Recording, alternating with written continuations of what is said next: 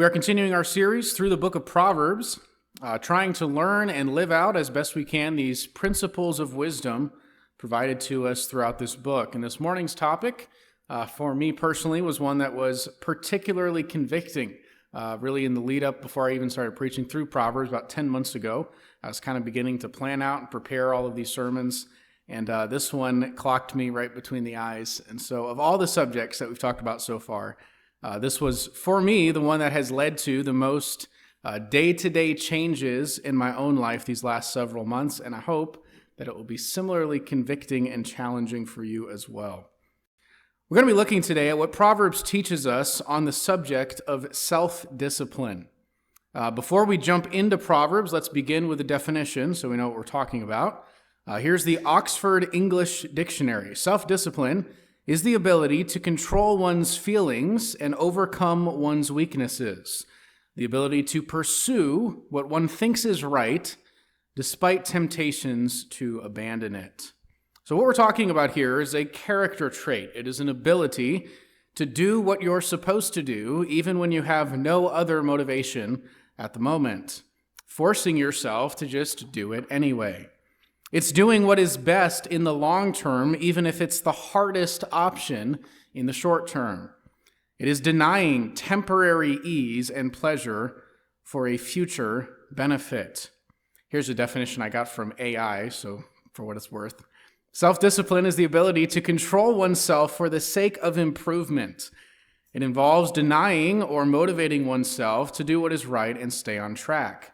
Self-discipline is broadly defined as conscious control that is oriented towards successful outcomes by overcoming obstacles or impediments. It is a skill that can be developed and improved over time. Now, that last part there is something we're going to circle back to at the end of the sermon, but keep this in mind throughout. Self-discipline is a skill that can be developed and improved.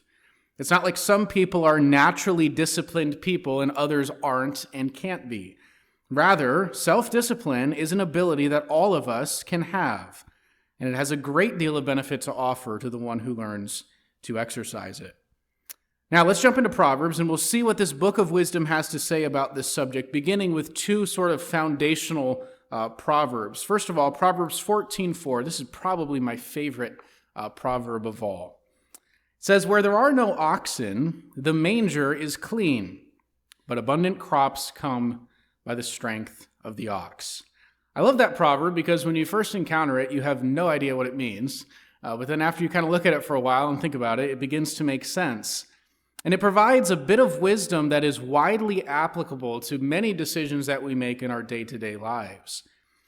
In the ancient world, a far greater percentage of the population was involved in farming than is the case today. Really, that's been true throughout history. We live in a very odd time in history, where the vast majority of us don't really think about how we get our food. We just go to a store and pick it up. That has not always been the case. In biblical times, almost everyone was involved in farming to some extent. And if you were a farmer, an ox could drastically increase the amount of work you were able to do, the amount of productivity you could get out of your fields. Oxen were used to plow the fields and carry burdens. They could also haul wagons filled with seeds or fertilizer or whatever it was that you were needing to move. And so purchasing an ox as a farmer, it was a business expense. It was like a business person today buying an expensive piece of equipment to use in their daily operations. It was an investment that would exponentially increase your potential production as a farmer. But oxen were also a lot of work. You have to provide food and water for them. You have to constantly clean up after them. If they're sick, you got to figure out what the problem is and help them to get well again. It's a lot of work caring for an ox, but there's also a great benefit to having one, and thus the meaning of the proverb. Where there is no ox, the manger, which is the feeding trough for the oxen, stays clean. If you don't own an ox, the manger stays clean. You save a lot of work, in other words, by not owning an ox.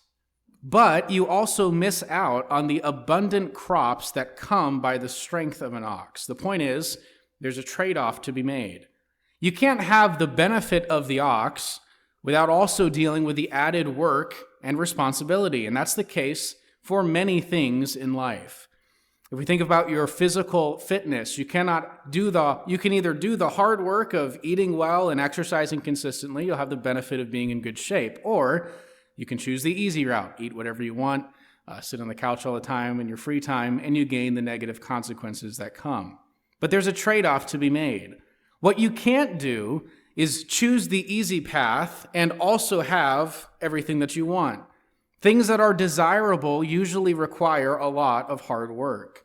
And the more beneficial something is, the harder you typically have to work to get it. Proverbs wants us to do hard things and gain the benefits that come as a result.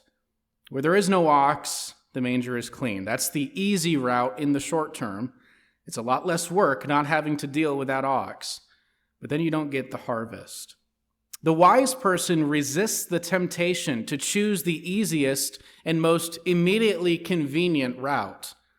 Anything that is good and worthwhile in life requires sacrifice and work. Whether we're talking about wealth or good relationships, physical health, achievements, children, education, all of these things require a lot of sacrifices now for a reward that comes later.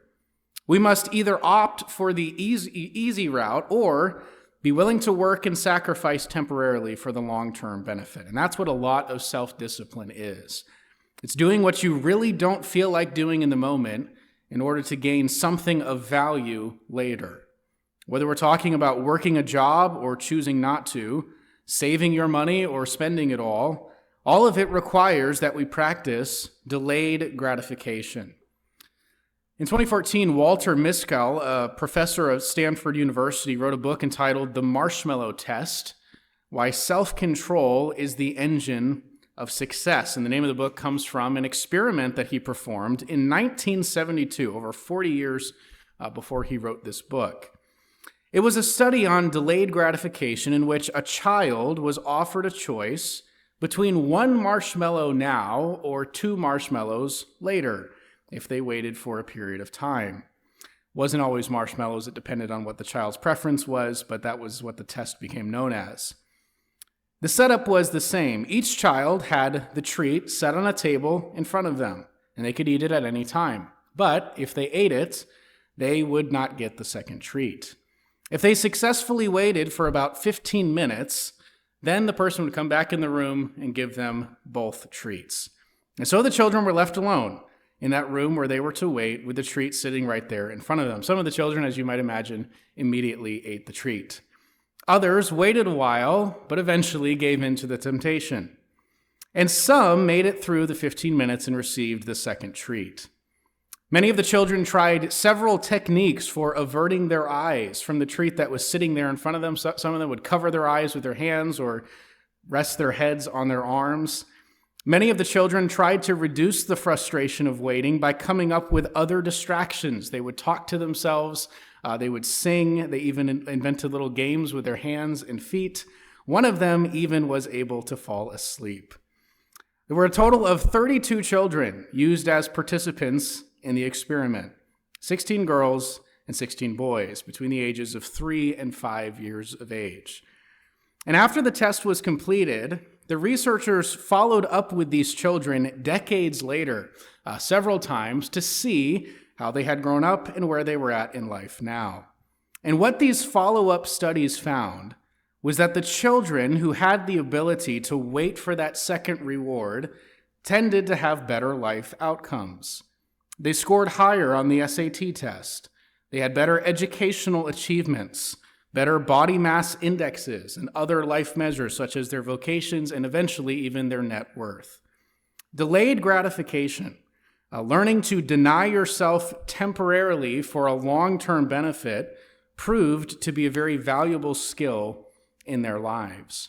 And Proverbs wants us to think like those kids who waited. Don't choose the easy route and be content with the smaller reward. Rather, put in the effort to achieve something better. It's good for us to learn to think in this way, to do hard things in the moment, not always choosing the easiest route. Proverbs 27, verse 18, here's the second of the two foundational proverbs on the subject. It says, "Whoever tends a fig tree will eat its fruit, and he who guards his master will be honored. Fig trees require closer attention than other plants, so the point is that diligence is needed. And that diligence is also illustrated by a guard who carefully watches over his master. Such a person would be elevated to a position of honor for his meticulous efforts. And the point of both illustrations is this: putting forth a total effort in whatever you do leads to success and honor.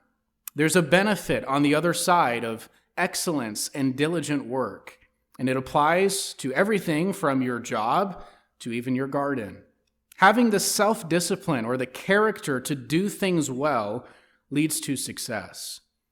Self-discipline is like a superpower. It's a character quality that leads to success in many different areas of life. The self-disciplined student often surpasses his peers who, though they may be more naturally academically inclined, they lack his study habits. The self-disciplined athlete often defeats those who may be more naturally talented because of his dedicated training routine. The self-disciplined musician exceeds others who may have more musical ability but lack the character to practice as he does. The same is true for your work, your health. Almost every area of your life will be improved if you become a highly disciplined person. Now, we've seen this principle expressed in a few Proverbs. Let's see what the rest of the book says about how this practice of self-discipline, this trait of your character, applies to your daily lives. How this skill of being self-controlled can help us in various ways as we try to live wise and God-glorifying lives. First of all, Proverbs 5:22 and 23 says, "The iniquities of the wicked ensnare him. He is held fast in the cords of his sin. He dies for lack of discipline, and because of his great folly, he is led astray." This proverb teaches us that we need self-discipline to fight against sin and temptation. In the context of this chapter, the specific temptation is adultery, though certainly the same self-discipline is needed for any number of other sins. It takes self-discipline to do what is right, even when everything within you is telling you to just yield to the temptation in front of you. The man in this proverb is held captive by his sin. His iniquities ensnare him. His sin holds him in cords like a prisoner. And the reason he is in this situation, Proverbs says, is because of his lack of discipline. He hasn't gained the skill of self-denial, forcing himself to do things he may not want to do in that moment. And because he hasn't practiced this habit, developed this skill throughout his life, he falls in the time of temptation. And so, firstly, we need to learn to be self-disciplined to resist temptation. Next, Proverbs 12:24 teaches us we need to be self-disciplined in our work. Many other proverbs we could look at on the subject. We've looked at them in the past, but here's just one. Proverbs 12:24, "The hand of the diligent will rule, while the slothful will be put to forced labor." Self-discipline is needed to be effective in the workplace. Remember the image in Proverbs of the sloth, that inner laziness that we must fight within ourselves. Without discipline, the sloth takes over our lives and makes us unproductive. Diligence doesn't come naturally, but if you develop it, you will excel in whatever you do. Next, self-discipline is needed to control our appetites. When it comes to appetites, some of these are disordered appetites that need to be resisted. Many others are perfectly fine. They may be even good and natural appetites, but they need nonetheless to be controlled.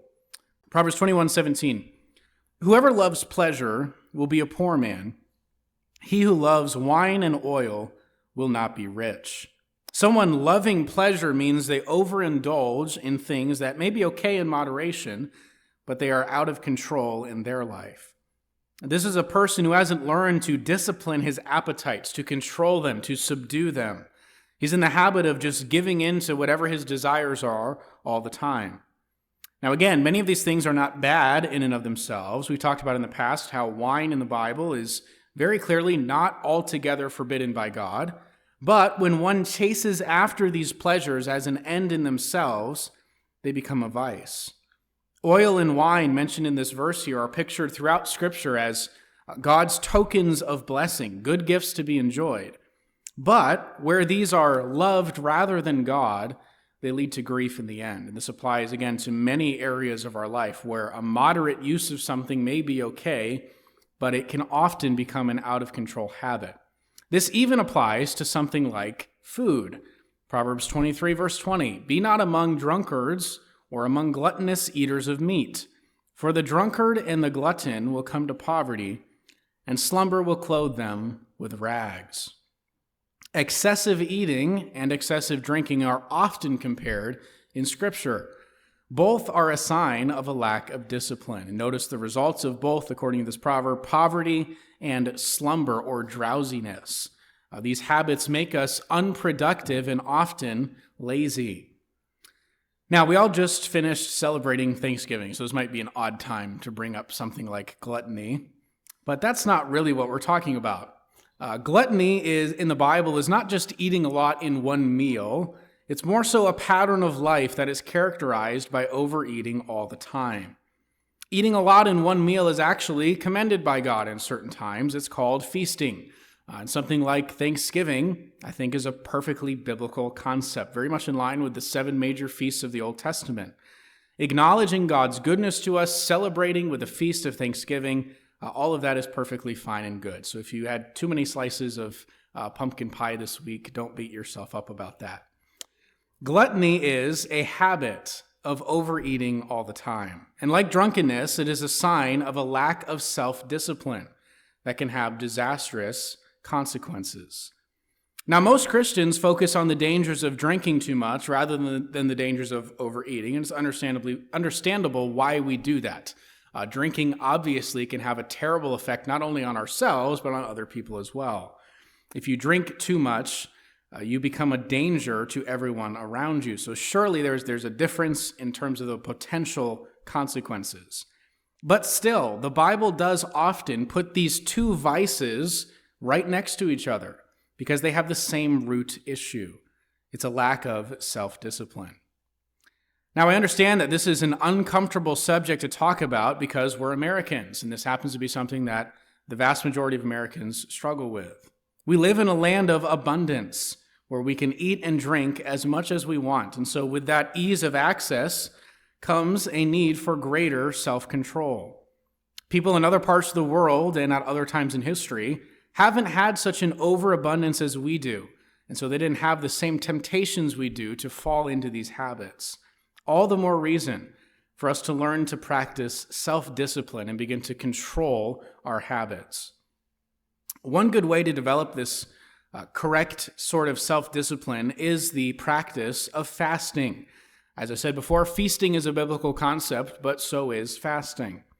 Fasting is simply going without food for a period of time to dedicate yourself to prayer. It's something that comes up all throughout Scripture in the Old and New Testament. Some people fasted for a day, some people fasted for 3 days, some for as much as 40 days. And it doesn't seem like this is something we're supposed to do all the time, but particularly at times of need, times when we're seeking God's guidance, fasting is an appropriate and good practice. And one of the benefits that comes through depriving yourself with food for an extended time like this is that it helps you to learn to control your appetite for food. 2 more Proverbs on this. First, chapter 24, verse 13 says, "My son, eat honey, for it is good, and the drippings of the honeycomb are sweet to your taste." Honey was the dessert of the ancient world. It's nature's sugar. If you think about everything that occurs in nature outside of our processed types of foods we eat today, there's really nothing as sweet as honey. And so honey was considered a treat. Proverbs says it's okay to eat honey. It's okay to enjoy pleasurable things. But we are to do so in moderation. Don't overindulge. Proverbs 25, verse 16. "If you have found honey, eat only enough for you, lest you have your fill of it and vomit it." Enjoy the good gifts that God has provided you in this life. Do so with thanksgiving to Him, but don't let your appetites control you. Rather, we are to be in control of them. Next, Proverbs says we need self-discipline in handling our finances wisely. Some of what we've seen in the last Few proverbs we've looked at where out-of-control appetites are said to lead to out-of-control spending. The glutton and the drunkard come to poverty. But when we talk about financial management in Proverbs, really several of the principles of working consistently, saving during productive seasons of life, curbing excessive spending habits, all of that is really just self-discipline applied to our money. Proverbs 20, verse 21. An inheritance gained hastily in the beginning will not be blessed in the end.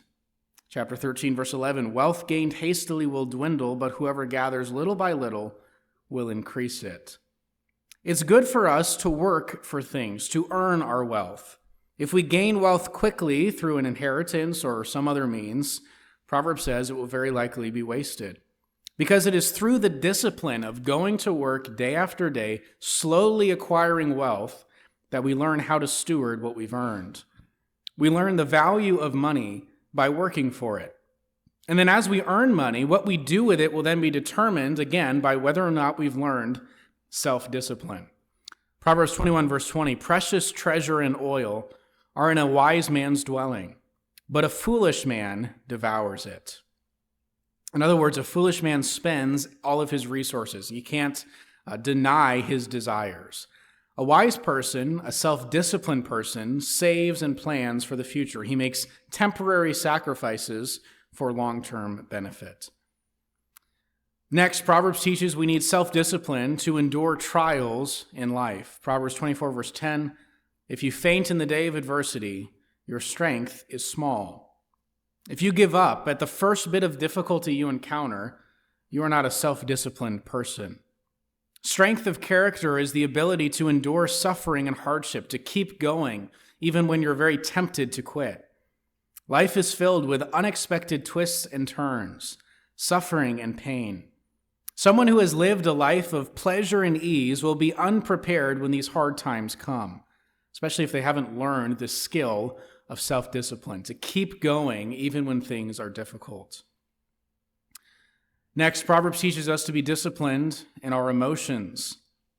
Proverbs 16:32, whoever is slow to anger is better than the mighty, and he who rules his spirit than he who takes a city. Notice there that controlling your emotions is compared to physical strength, like a warrior, because it's strength of your character. Being in control of your emotions is a sign of self-discipline. Ruling over your spirit, such a vivid way of making that point. You should be commanding your emotions, not being ruled by them. You should be in charge of your anger. Now, that's not something that happens quickly, but over time, we ought to be developing this sort of restraint over our attitude. Proverbs 17, verse 27, whoever restrains his words has knowledge, and he who has a cool spirit is a man of understanding. Again, Proverbs 29:11, a fool gives full vent to his spirit, but a wise man quietly holds it back. If you give full vent to your emotions, that is a sign of a lack of self-discipline. We ought to be able to govern our emotions, restraining feelings and outbursts that would be inappropriate, choosing when and how to express your emotions. Lastly, Proverbs teaches us we must learn to be content, and this is another area where self-discipline is needed. Proverbs 27:20, Sheol and Abaddon are never satisfied, and never satisfied are the eyes of man. We talked about these last Wednesday night when we looked at another proverb during our Bible study. But Sheol is the place of the dead. Abaddon is the bottomless pit in which some of the demonic beings are awaiting judgment. Countless generations of people have gone into the grave, yet death is never satisfied. It always takes more. Roughly 150,000 people die every day. That's about 100 every minute. And it never stops. The grave is never satisfied. Now, it's kind of a dark analogy, but in the same way, the eyes of man are often craving more and are never filled. Contentment is learning to enjoy the life you have rather than desiring the life you don't have. Greed, lust, covetousness, these are all never-ending desires that threaten to take over our lives. Self-discipline is refusing to let these impulses direct us. Self-discipline is an incredibly valuable trait. It's a skill that can be improved and developed over time, as we said at the beginning. And as we've seen, it is the engine of success. And so the question is, how do we cultivate this? And it's fairly simple. You push yourself. You do hard things. You do things you don't want to do, and you make yourself do it anyway for a long enough period of time until you begin to form this tenacity. There's no shortcut to becoming a self-disciplined person. Here are some bits of advice that Proverbs gives along these lines. Proverbs 20, verse 13, "Love not sleep, lest you come to poverty. Open your eyes, you will have plenty of bread." Get up at the same time every morning, whether you feel like it or not. This is one way to fight against laziness and develop self-discipline. Getting up, going to work day after day. It's good for you. It's good for your character to get into those habits. Proverbs 22, verse 29, "Do you see a man skillful in his work? He will stand before kings. He will not stand before obscure men." Whatever it is that you do for work, get better at it. Devote yourself to improving, learn skills, and develop those. Work at them. Proverbs 23, verse 20, "Be not among drunkards or among gluttonous eaters of meat." Learn to control your eating and drinking habits. Learn portion control. It's not fun, but it is worth the effort to break bad habits you have and begin to form better ones. Proverbs 21, verse 17, "Whoever loves pleasure will be a poor man. He who loves wine and oil will not be rich." Do not become a lover of pleasures. I personally think that one of the best ways to learn self-discipline, doing something you really don't want to do that is not at all pleasurable in the moment, is physical exercise, whatever form of that you want to talk about, if it's cardio or weight training or whatever. Odds are that the vast majority of the time, you're just not going to feel like doing it. But you push yourself and you do it anyway. And you get better and stronger, you feel better, you're healthier as a result. And I think one of the great mental benefits of that practice is that it trains you in self-discipline. You begin to rule over your body, over your desires. One last proverb as we conclude, Proverbs 25, verse 28. "A man without self-control is like a city broken into and left without walls." Disaster awaits you if you don't learn self-discipline. Don't choose the easy route. Work hard. Be disciplined in your financial management. Control your body and your appetites. Rule over your spirit. And the more you do this consistently over time, you become a highly disciplined person capable of success in many areas of life. Jesus is our ultimate example of wisdom, and he showed us what it looks like to live a highly disciplined life. Jesus, of course, spent the first many years of his adult life working as a carpenter, and then we really get more details about his life at the age of 30 and on, where he begins his public ministry. And right at the start of his ministry, he fasted for 40 days. Talk about self-discipline. That's a long time to go without food. During this time, we see Jesus also his discipline in resisting temptations from Satan. Throughout the next 3 years, he was traveling around Israel, preaching the kingdom of God. We see Jesus often spending all night in prayer, staying up for hours after he was exhausted, healing the sick who were brought to him. Perhaps most clearly, we see the self-discipline of Jesus when he was falsely accused and mocked, and he did not respond. He had such control over his spirit, he didn't even lash out when his enemies spit on him. And ultimately, in obedience to his Father, Jesus had the discipline to lay down his life willingly for our sins. Proverbs has shown us that many of these benefits of self-discipline come to us personally, but it's also true that this kind of strength of character will make you a far more effective disciple of Christ. Self-discipline is needed to be productive in the kingdom of God, whether it's working hard to earn income and give generously to the ministry, laboring and studying the Word of God in order to teach it, or if it's working with people, helping the lost to find salvation, helping new converts to grow in their faith. All of it is hard work. And the most effective churches are those filled with disciplined people, people who can be relied upon, people who are productive and organized, people with initiative, people who make sacrifices and understand long-term thinking. Self-discipline, like all of these aspects of wisdom in Proverbs, not only offers a personal benefit to you, but it also makes you a more effective servant of your Lord. And so as we move into our time of prayer, I want to encourage each one of us to take a few moments and pray, asking God to help us in whatever areas of life you need it most to become disciplined. Let's pray together.